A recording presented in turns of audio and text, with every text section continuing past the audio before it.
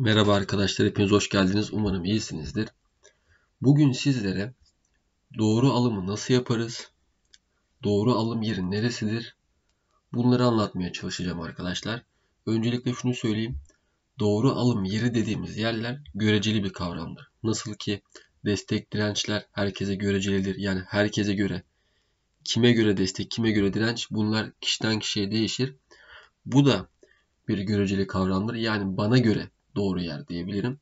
Size göre farklı bir yer olabilir. Belki farklı bir trader'ın alımı daha farklı olabilir.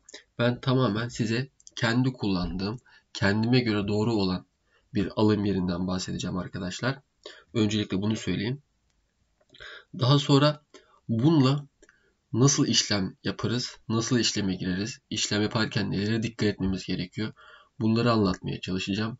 Ve ayrıyetten de size bir indikatör göstereceğim. Bu indikatörle de, indikatör demeyelim, hareketli ortalama olacak. Hareketli ortalama ile de trendin yönünü belirleyeceğiz.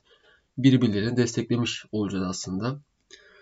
Şimdiden beni dinlediğiniz için teşekkür ederim arkadaşlar. Her zaman dediğim gibi bu anlattığım eğitim videosunda hiçbir şey yatırım tavsiyesi niteliğinde değildir. Bunları bir yatırım tavsiyesi olarak almayın.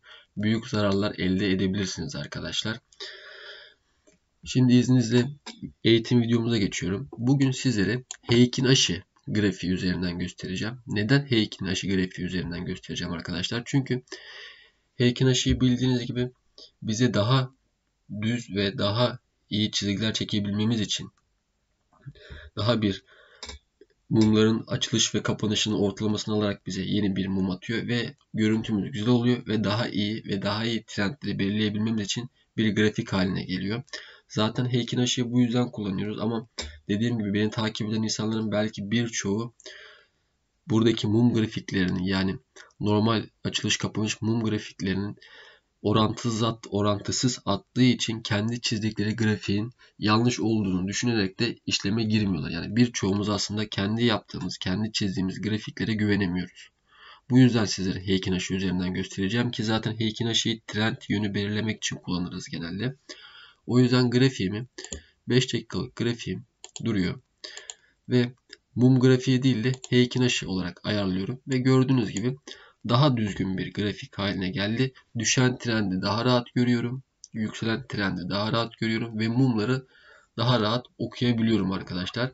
Burada da gördüğünüz gibi. Şimdi ne yapıyoruz? Doğru yeri bulabilmemiz için ilk önce bize bir trend gerekli. Eğer 5 dakikalık bir periyotta işlem yapacaksak 5 dakikalık periyotta trend bulmak bizim için daha zor. Çünkü şöyle söyleyeyim. Her 5 dakikada bir mum atacağı için o trende gelme ihtimali daha yüksek olur. Bunu 15 dakikada da çizebilirsiniz. 1 saatlikte de çizebilirsiniz. Ki benim kendi görüşüm, ben genelde 1 saatlikte çiziyorum. Çünkü o 1 saatte bir mum atıyor. Hani oraya o trendin gelmesi belki bir günü buluyor. Benim için de bir günü bulması da benim gün içinde o paritede, o kripto parada, o hisse senedinde işlem yapmama daha fazla olanak sağlıyor ve beni yormuyor. Ama eğer 5 dakikalık bir periyotta bir trend çizersem sürekli trend çizmek durumunda kalırım. Bu da beni zorlar. Öncelikle grafiğimi, dediğim gibi 1 saatlik bir grafiği alıyorum. Ve 1 saatlik bir grafikte trend çizmem gerekiyor ilk önce kendime. Şimdi burada baktığımız zaman bir scalping veya gün içi al sat yapacağımız için grafiğin çok gerisine gitmemize gerek yok. Grafiği açtığımız zaman önümüzde ne görüyorsak onu bulmamız gerekiyor. Şimdi baktığımız zaman burada bir düşen bir trendin olduğunu görebiliyoruz. Yani fiyat düşüyor. Ve şurada da gördüğünüz gibi yeşil mumlar yakmış. Arkasında zaten yükseliş bir trendi varmış. Fiyat yükselmiş ama benim burayla bir işim yok. Ben düşen bir trendi alacağım buradan. Bunun için de buradan trend çizgimi alıyorum. Ve trend çizgimle buradaki ilk tepeden çizmeye başlıyorum arkadaşlar. Şuradan. Ve ne yapıyorum? Buradaki tepeye dokunduruyorum. Şu şekilde. Ve gördüğünüz gibi kendime bir düşen trend yaptım. Şimdi baktığımız zaman buranın uç noktasını aldım. Buraya aldım. Ve bu da buraya değerse burayı da almış olacağım. Zaten bu buraya değip bunun üstüne kırdığı zaman düşen trendi de otomatik olarak kırmış olacak ve artık yeni bir yükselişin habercisi olacak. Şimdi 1 saatlikteki ben düşen trendimi çizdim ve benim otomatik olarak fiyatın dönme ihtimali olarak burayı değerlendiririm. Yani fiyat buraya kadar gelir. Buradan döner olarak öngörebilirim. Zaten düşmüş. Bir kere burayı denemiş. Üstünde kapanış yapamamış ve tekrardan aşağıya sarkmış. Bunun buraya gelme ihtimali yine yüksektir, o yüzden arkadaşlar bunu değerlendiririz. Şimdi işlem yapacağım periyoda geçiyorum. 1 saatlikle çizdiğim için ya 15 dakikada ya 5 dakikada ya 3 dakikada ya 1 dakikada, artık bu size kalmış. Ondan daha düşük periyotlara geçiyorum ve grafiğimi açıyorum. Ben 5 dakikayı açıyorum gördüğünüz gibi.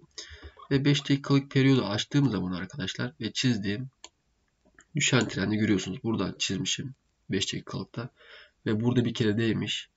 Üstünde kapanış yapamamış. Tekrardan aşağı düşmüş. Fiyat şu anda burada.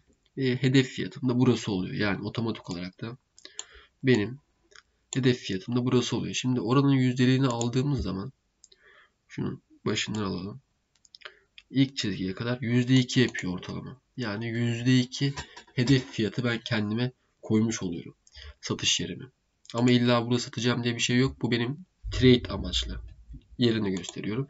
Şimdi fiyatın nerede olduğunu öğrenmem gerekiyor. Şimdi çizdiğim trend bölgesinden bir de Fibonacci çekiyorum kendime. 5 dakikalık periyotta. Zaten bunu 1 saatle göre çizdiğimiz için 1 saatlikten de çizsek yine 5 dakikalık periyottaki durumunu gösterecek bize. Ne yapıyorum? Buradan Fibonacci'me dokunuyorum. Ve yine aynı tepesinden alıyorum. Ve aşağı doğru çekiyorum. Dip bölgesine kadar. Dip bölgesine kadar çektikten sonra arkadaşlar tam şu bölgeye bırakıyorum. Gördüğünüz gibi dip bölgesini aldım. Ve buraya bir yatay çizgi atıyorum. Yatay çizgimi de tam 23 bölgesinin üstüne. Her zaman söylediğim gibi 23 bölgesi üzerindeki kapanışlar bizim için dipten dönüş kapanışlar olarak varsayıyoruz. Burası da zaten benim otomatik olarak, bakın Fibonacci'de de burası bir direnç oldu. Yani bizim az önce hesapladığımız düşen trendin kırıldığı yere tekabül ediyor. Ve aslında bizim çizdiğimiz düşen trend bizi bir nebze onaylıyor. Yani çizdiğimiz grafiğin doğru olduğunu görebiliyoruz. Hatta bir tane daha atalım yukarıya doğru. Önümüzü daha net görelim. Tamamdır. Şimdi bunları çizdikten sonra bakıyorum. 23 bölgesiydi bu en alttaki bölge. 23 bölgesinin üzerinde bir kapanış yapmış mı? Bakın tam 23 bölgesi üzerinde bir kapanış yapmış. Otomatik olarak fiyat nereyi hedefleyecek? Burayı hedefleyecek gördüğünüz gibi. Peki bu 23 bölgesi üzerindeki bu çizdiğimiz destek daha önce nasıl çalışmış? Bunu kontrol etmemiz gerekiyor. Burada çok güzel bir destek olarak çalışmış. Arkasından burada çalışmış. Zaten genelde buradan tepki alıp gördüğünüz gibi buralarda bize güzel bir kar payları vermiş. Yine direnci çok güzel bir şekilde çalışmış. Biraz daha geriye doğru gidelim. Gördüğünüz gibi buralarda da çok güzel çalışmış arkadaşlar. Ve geriye doğru gittiğim zaman bakın. Çok güzel bir direnç olarak çalışmış. 16 Ocak'ta bir kere burada denemiş. Arkasından tekrar denemiş. Burada tekrar denemiş. Arkasından burada tekrar denemiş. 5 dakikalık periyot için konuşuyorum. Ve burada en sonunda kırmış ve burada güzel bir yükseliş getirmiş. Şimdi ben mantıken 23 bölgesi benim için doğru bir bölge oluyor. Çünkü geçmişe dönük de baktım. Ve geçmişe dönük baktığım zaman da çok güzel bir destek direnç olarak bana çalışmış ve bana yönümü göstermiş. Şimdi baktığım zaman günümüzde de zaten 23 bölgesinin üzerinde bir kapanış yapmış. Ve otomatik olarak çizdiğimiz Fibonacci destek direnç seviyelerindeki 38 bölgesi de zaten şu anda bir direnç bölgesi olarak çalışıyor. Ve bunun buradan arasındaki mesafeye baktığımız zaman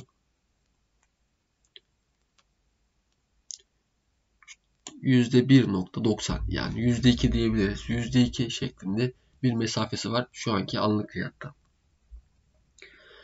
Bu benim satış yerim olabilir. Stop yerim dediğim gibi burası olabilir. Yani çizdiğimiz 23 bölgesinin altında ben stop olurum. Niye stop olurum? Her zaman söylerim, 23 bölgesinin altı her zaman uçurumdur arkadaşlar. Oraya göre baz alarak işleme girmeyin. Yani stop olmaktan korkmayın hiçbir zaman. Stop size zarar ettirir ama mantıklı zarar ettirir ve elinizdeki miktarlar çok düşük miktarlara zarar olursunuz. Ki zaten bu finans piyasası, burada hiçbir şeyin garantisi yok. Eğer şansınız %51 üzerindeyse %51 bir kazanma ihtimaliniz varsa zaten kazanırsınız. %49 veya %51 de kaybetme ihtimaliniz varsa da zaten kaybedersiniz. Bu böyledir. Şimdi baktığımız zaman düşen trendimizi çektik. Destek direnç bölgelerimizi çektik. Ben artık benim için buranın bir doğru alım bölgesi olarak nitelendirebilir miyim? Evet, nitelendirebilirim. Çünkü teyit ettik ve 23 bölgesinin üzerinde kaldığı zaman fiyat hem orası destek direnç olarak çalışmış hem de çok güzel bir şekilde alım bölgesi olarak çalışmış. Mesela burada da değmiş, buradan tepki almış, fiyat yükselmiş gördüğünüz gibi. Yine aynı şekilde burada üstünde kalmış, direkt aşağı düşmüş, tekrar üstüne atmış ve üstünden devam etmeye çalışıyor. Ki bunun illa buraya gidecek diye de bir ihtimal yok. Burada durur, buradan aşağıya düşer. Biz sadece ihtimalleri değerlendiririz. Şimdi size ilk videonun başında da dediğim gibi 2 tane de hareketli ortalama göstereceğim. Bu hareketli ortalama sadece Heikin Ashi ile çalışıyor. Ve küçük bazı hareketli ortalama olacak. Bunlarla da trendin yönünü belirlemenize trend yönünü belirlemenize yardımcı olacak. Yani çizdiniz, trendinize baktınız. Bir de bunu bir hareketli ortalama ile, çünkü scalping işlemlerinde sürekli hareketli ortalamalar kullanılır arkadaşlar. Bunlardan destek alırız. Bunu da göstergeler kısmına EMA yazdığınız zaman 2 tane EMA açacaksınız. Üstsel hareketli ortalama diyor. 2 kere üstüne tıkladığınız zaman size 2 tane EMA'yı verecek.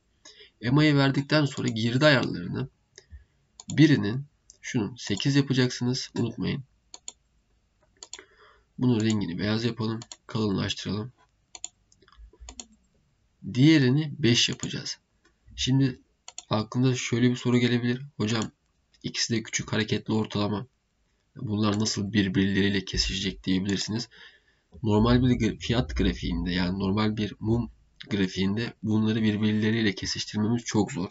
Ama Heikin Ashi'de bu çok kolay çalışıyor arkadaşlar. Bunu da 5 yapıyorum. Uzunluğunda 5 yapıyorum ve 8 ile 5'i kesiştireceğim. Bu bize Heikin Ashi'de çok güzel trend yönlerini bulmamıza yardımcı oluyor arkadaşlar. Yani bundan da destek almış olacağız. Şimdi biraz grafiğimizi büyüttüğümüz zaman şöyle bakalım. Bakın arkadaşlar. Tam şu bölgede bir kesişim olmuş. Yani yükseliş bir trendini başlatmış ve fiyat buradan buralara kadar gelmiş. Tekrardan burada bir sata geçmiş. Yani destek bölgesine fiyat değmiş. Aşağı yönlü kesmiş. 5 günlük hareketli ortalama, 8 günlük hareketli ortalama aşağı yönlü kesmiş. Tekrardan yukarı yönlü kesiyor burada. Şu mumda. Arkasından fiyatın yükseldiğini görüyoruz. Şimdi baktığımız zaman yine fiyat aşağı yönlü kesildiğini görüyoruz. Yani her zaman diyorum, bodoslama ortalardan işleme girmeyin. Az önce dediğim gibi fiyatlar buradan da dönebilir. Buradan buraları alım bölgesi olarak değerlendirebilirsiniz. Destek bölgelerini her zaman alım bölgesi olarak değerlendirin arkadaşlar. Biraz daha geriye gidelim, kontrol edelim. Bakın 5 günlük hareketli ortalama, 8 günlük hareketli ortalama yukarı yönlü kestiğinde fiyatların nasıl yükseldiğini görebiliyoruz. Burada tekrardan sata geçiyor. Bu ikisini kullanarak bile aslında kendinize bir al-sat stratejisi oluşturabilirsiniz ki çift yönlü çalışıyor. Bakın düşüşte de çok iyi bir şekilde çalıştığını görebiliyoruz. Nerede kesmiş düşüşte? Şu tepede kesmiş. Bu tepeden kestikten sonra şuradaki düşüşe bakın arkadaşlar. Buraya kadar taşımış. Oradan orayı almış yani. Tekrar biraz daha geriye doğru gidelim. Yükseliş bölgelerine bakalım. Burada bir yukarı yönlü kesme söz konusu. Burada yukarıya yönlü kesiyor. Hareketli ortalama. Ve fiyat buraya kadar yükselmiş. Yine çok güzel bir şekilde çalışmış. Yine aynı şekilde aşağı yönlü kesiyor. Bir short pozisyon tarafına kesiyor. Ve fiyatın düştüğünü de çok güzel bir şekilde görüyoruz. Ve yine aynı şekilde yukarıya yönlü kesiyor burada tekrardan. Yukarıya yönlü kestiğinde fiyatların çok güzel bir şekilde yükseldiğini de görebiliyoruz. Yani buradaki amacımız şu arkadaşlar. Fiyatlar buradan direnci kırdı. Örnek veriyorum. Hareketli ortalamada aralarımız açık. Fiyat yukarıya doğru devam edeceğini öngörebiliyoruz. Ki burada direnç üzerinde bir kapanış yapmış. Tekrardan fiyat aşağı yönlü kesildiği zaman zaten hareketli ortalamanın arası da kapanıyor. Bakın şuradaki aralık mesafesi ile şuradaki aralık mesafesine bakın. Yani kesişip fiyatın aşağı yönlü düşeceğini zaten bize hareketli ortalama söylüyor. Hareketli ortalamanın mantığı da zaten fiyat hareketlerini takip etmek. Fiyat hareketlerine göre hareket etmesidir arkadaşlar. Yani bugünkü size anlattığım konu tamamen kendimize doğru alım yerini nasıl belirleriz, nasıl yaparız, bunu göstermeye çalıştım. Umarım faydalı olmuştur sizler açısından. Benim bu eğitim videosu hakkında anlatacaklarım bu kadar. Umarım beğenmiştirsiniz arkadaşlar. Dediğim gibi anlattığım eğitim videosunda hiçbir şey yatırım tavsiyesi niteliğinde değildir. Bunları bir yatırım tavsiyesi olarak algılamayın. Büyük zararlar elde edebilirsiniz. Bir sonraki eğitim videosunda görüşmek üzere. Hoşça kalın diliyorum. Bol kazançlar.